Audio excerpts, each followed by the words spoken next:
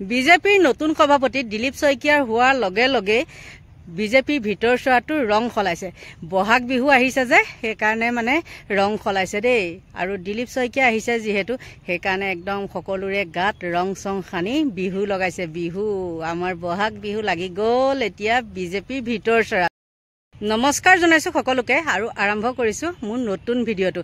সুন্দৰ এটা ভিডিঅ' আপোনালোকৰ মাজলৈ লৈ আহিছোঁ আৰু ভিডিঅ'টো শুনিলে আপোনালোকৰ মনটো ভাল লাগি যাব। কি জানেনে, ৰৈ নাথাকোঁ দেই, কৈ দিওঁ শুনক। আমাৰ মুখ্যমন্ত্ৰী ডাঙৰীয়াই মানে নেগুৰ পেলাইছে অলপ হ'লেও। কেনেকৈ জানেনে, আমাৰ দিলীপ শইকীয়াৰ ওচৰত। আমাৰ যেতিয়াই নতুন সভাপতি আহি গ'ল তেওঁ অলপ হ'লেও মূৰটো পেলাইছে। আৰু একদম বিতৰ্কিত সাংসদ আমাৰ আছিলে কোন, ৰাজেন গোহাঁই নহয়নে?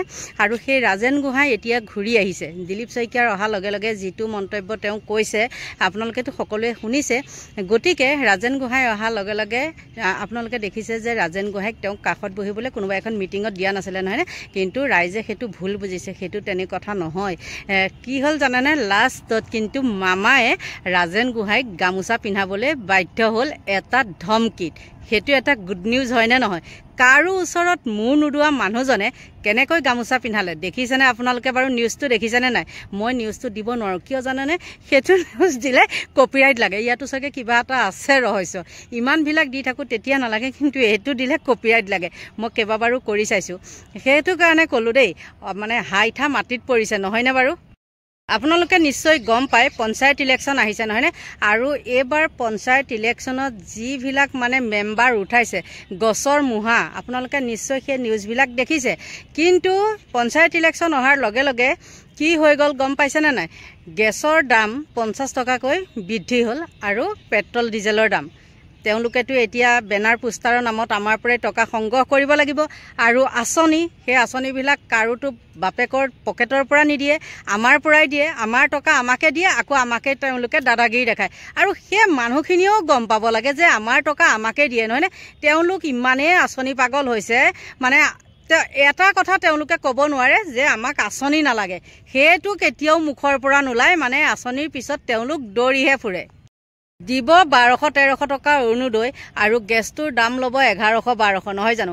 আৰু দৰৱৰ কথাটো আছে, কিন্তু সিদিনাখন কি কৈছে, ৰেচন কাৰ্ড থকাবিলাকে দৰৱ বিনামূলীয়াকৈ দিব। একদম ফুচফাচ একো নাই, এইবিলাক মিছা কথা। আপোনালোকে GMCত গ'লে কয় যে বোলে এই বিনামূলীয়া দৰৱ, বিনামূলীয়া দৰৱ। কি বিনামূলীয়া দৰৱ দিয়েহে লিষ্টখন দিব, আপোনালোক যাব সেইখন চেণ্ট্ৰেল ফাৰ্মাচীত, তাৰপিছত ক'ব এইটো নাই সেইটো নাই। এই সাধাৰণ কেইটামান কিবা কিবি দি পেলাই পঠিয়াই দিয়ে আৰু সেয়াই হ'ল বোলে বিনামূলীয়া দৰৱ নহয় জানো? যিখিনি মেইন দৰৱ সেইখিনি কি কৰিব লাগে, আমি ফাৰ্মাচীৰ পৰা কিনিব লাগে নহয়নে? আৰু কি কৰে জানে, এই GMCৰ পৰাই কিছুমানে সেই ফাৰ্মাচীত সেইবিলাক দৰৱ বিক্ৰী কৰে। তাৰো তথ্য আছে, নথকা নহয়। মানুহখিনিয়ে কিন্তু সেইখিনি একদম বুজি নাপায়। অকল মুঠতে আঁচনি লাগে, আঁচনি লাগে, হুলস্থুল, কেওফালে হুলস্থুল। এইবাৰ কিন্তু একদম আচৰিত কেইটামান মানে প্ৰাৰ্থী উঠাইছে দেই। এইবিলাক সৰু সুৰা মানে, আৰু পঞ্চায়ত ইলেকশ্যনহে যিহেতু নহয় জানো, সেইবিলাকতে হে ভগৱান, মুখ্যমন্ত্ৰী বোলে নৰেন্দ্ৰ মোদী, তেনেকুৱা এটা নিউজ দেখিছোঁ। আৰু কি ক'ম আৰু। গতিকে এইবিলাক মানুহে বাৰু আমাৰ কিবা উন্নতি কৰিব পাৰিবনে চাওকচোন বাৰু। এইবোৰ কথা গাই বায়ু একো লাভ নাই নহয়নে? নিজে আপোনালোকে দেখিছে মুখ্যমন্ত্ৰীয়ে একদম সকলো চোৰ ডকাইতলৈকে কি কৰিছে, বিহুৱান দিছে। আৰু কেনেকুৱা এটা গৌৰৱৰ কথা নহয়নে? চোৰ ডকাইতক বিহুৱান দিছে। বাপৰে বাপ, মামাক মানিছোঁ দেই। হে ভগৱান, এই কৈছে নহয় পৰুৱাৰ পাখি গজে মৰিবৰ কাৰণে নহয়নে? এই ঠিক তেনেকুৱা হৈছে। মামাৰো আৰু বেছি দিন নাই, কিন্তু কৈ থলোঁ যদি ভাল কাম কৰে আকৌ আহিব। আৰু এনেকুৱা কাম কৰিলে, চোৰ ডকাইতৰ পিছত ঘূৰি থাকিলে, 2 নম্বৰী কামবিলাক কৰি থাকিলে কোনে ভোট দিব? গতিকে আহক আপোনালোকক এটা মই ভিডিঅ' দেখাওঁ, আমাৰ দিলীপ শইকীয়া আৰু ৰাজেন গোহাঁই, চাই লওক।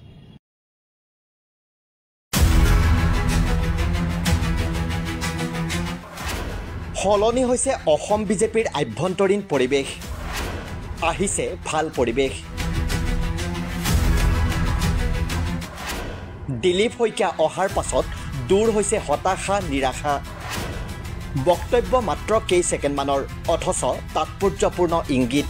আমি যেতিয়াৰ পৰা আৰম্ভ কৰিছোঁ, যিটো মানসিকতা, যিটো আন্তৰিকতাই যেনেকৈ কাম কৰি আহি এই পৰ্যায় পাইছিলোঁ, মাজতে অকণমান হতাশ হৈছিলোঁ।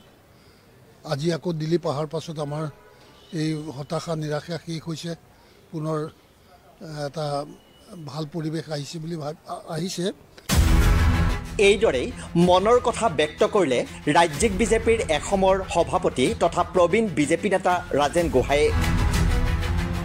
দেওবাৰে বিজেপিৰ প্ৰতিষ্ঠা দিৱসৰ দিনটোত প্ৰকাশিত গোহাঁইৰ এই মন্তব্যই বহু কথাই বুজাই দিলে ক্ষমতাত থকা সময়তে কোন দিশে গৈ আছিল বিজেপি। ক্ষমতাই মূৰত ধৰা একাংশ নেতাৰ দপদপনিত হেৰাই যোৱাৰ দিশে ধাৱমান হৈছিল দলটোৰ প্ৰকৃত আদৰ্শ। কিন্তু সেই আদৰ্শক উদ্ধাৰৰ এক আশাই যেন এতিয়া পোখা মেলিছে। মাত্ৰ কেইমাহমানৰ আগলৈ এইগৰাকী ৰাজেন গোহাঁই আছিল ক্ষোভিত, অপমানিত, অসন্তুষ্ট। কিন্তু আজি ব্যক্ত কৰিছে কিছু আশা। নীতি আদৰ্শক জলাঞ্জলি দি বিজেপিত উঠি ৰজা বহি ৰজা হোৱা একাংশ নেতাই ৰাজেন গোহাঁইৰ দৰে জ্যেষ্ঠ নেতাক ৰাজহুৱাভাৱে অপমান কৰিবলৈ কুণ্ঠাবোধ কৰা নাছিল। কংগ্ৰেছ এৰি বিজেপিত যোগ দি ক্ষমতাৰে বলিয়ান হোৱা একাংশ নেতাৰ দৌৰাত্মত একাষৰীয়া হৈ পৰিছিল একাংশ পুৰণি নেতা। ৰাজেন গোহাঁইৰ দৰে নেতাৰ কাষলৈ যোৱাটো দলীয় নেতাকৰ্মীক বাধা দিয়া হৈছিল, যি কথা আজি নিজ মুখে প্ৰকাশ কৰিছে জ্যেষ্ঠ নেতা ৰাজেন গোহাঁয়ে। কিন্তু সেইসকল বিধায়কে আকৌ মোক সেই মানুহখিনিক কয় যে তই তালৈ যাব নোৱাৰিবি, তেওঁৰ ওচৰলৈ যাব নোৱাৰিবি, তেওঁৰ ওচৰলৈ গ'লে তই মোৰ পৰা একো নাপায়। তেনেকৈ বহু কাৰ্যকৰ্তা মোৰ পৰা আঁতৰত থাকে, দূৰত থাকে। ৰাজেন গোহাঁইৰ এই কথাতে স্পষ্ট হৈছে ক্ষমতাত থাকোঁতেই বিজেপিত হৈছিল আভ্যন্তৰীণ বিভাজন। ক্ষমতাৰ বলৰ বিপৰীতে সেয়া হৈছিল জ্যেষ্ঠজনৰ সন্মান।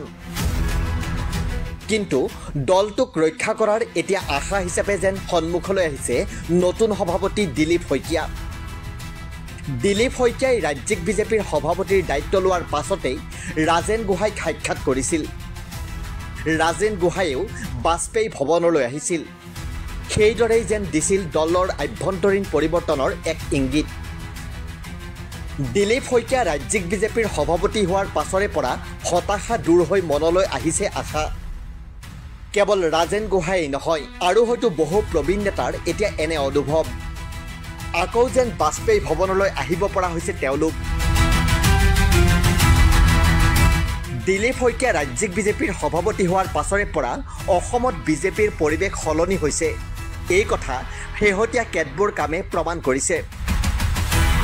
দ্য ক্ৰছ কাৰেণ্টত এই সন্দৰ্ভত পূৰ্বেও প্ৰতিবেদন প্ৰকাশ পাইছিল। আজি সেই কথাকে নিজ মুখে স্বীকাৰ কৰিলে ৰাজেন গোহাঁয়ে। আজি দলৰ প্ৰতিষ্ঠা দিৱসৰ দিনটোতে প্ৰাক্তন ৰাজ্যিক সভাপতি তথা দলটোৰ এগৰাকী প্ৰবীণ নেতাৰ এই মন্তব্যই এইদৰে তাৎপৰ্য বহন কৰিছে। নিউজ ডেস্ক ৰিপৰ্ট, দি ক্ৰছ কাৰেণ্ট।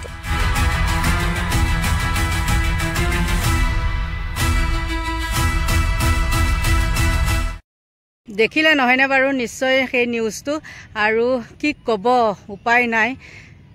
কাৰ ফালে মাতিম, কাৰ ফালে কি ক'ম, কিন্তু এটা কথা সত্যটো ক'বই লাগিব, মানে দিলীপ শইকীয়া অহাৰ লগে লগে অকণমান হ'লেও পৰিৱৰ্তন হৈছে।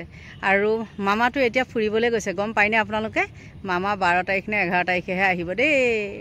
গতিকে কি ক'ম আৰু, সকলোকে মানে ভগৱানে ভালে কুশলে ৰাখক তাকে কামনা কৰিছোঁ। আৰু মোৰ সৰু ভিডিঅ'টো ইমানতে সামৰণি মাৰিছোঁ। Bye bye.